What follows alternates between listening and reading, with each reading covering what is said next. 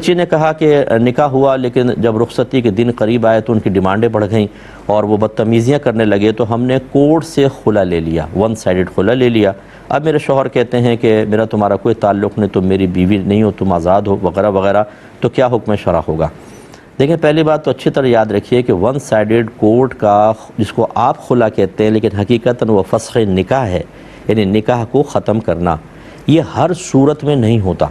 یہ ہم لوگوں نے کھیل بنا لیا ہے کہ جی ذرا کوئی ناچاکی ہوئی، جا کے کورٹ سے ڈگری لی اور سب ختم کر دیا۔ ایسا نہیں ہوتا ہے، بلکہ یہ مخصوص صورتوں کے اندر ہو سکتا ہے۔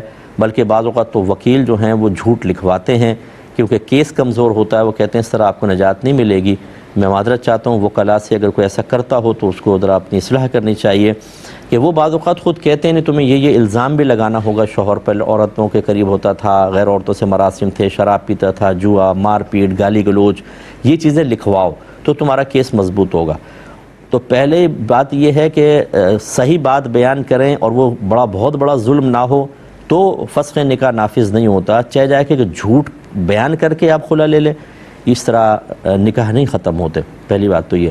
تو اب آپ یہ دیکھ لیں کہ آپ کا خلا ہوا بھی تھا کہ نہیں ہوا تھا۔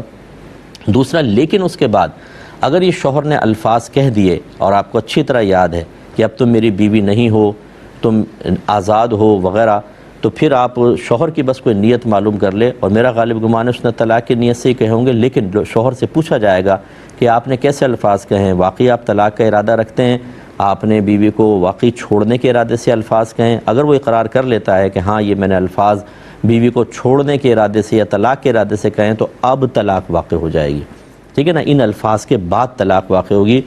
کورٹ کے خلا کا فیصلہ آپ کو کرنا ہوگا کہ وہ کن وجوہات کی بنا پر آپ نے کیا۔ جو آپ نے لکھی ہے نا وجوہات، بدتمیزی کی ڈیمانڈ، یہ ایسی نہیں ہے کہ آپ اس میں ون سائیڈڈ کورٹ کا خلا لے لیں، آپ ان کی منقوہ رہیں گی۔ وہ ڈگری مل بھی گئی تو قانونی اعتبار سے تو جج جو ہیں وہ تو ظاہر کا اعتبار کر کے فیصلہ کریں گے، ان کی گرفت نہیں ہے، نہ میں ان پہ انگلی اٹھا رہا ہوں، لیکن آپ نے فیصلہ کرنا ہے شریعت کے مطابق۔ شریعت اس نکاح کے اختتام کو نہیں تسلیم کرے گی۔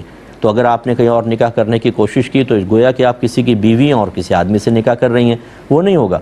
ماں باپ کو بھی اس پہ ذرا توجہ کرنی چاہیے۔ تو خلاصہ کلام یہ ہے کہ ان الفاظ کے اوپر حکم شرع لے لیں اور اس پر پھر اپنے فیصلے کی بنیاد رکھیں۔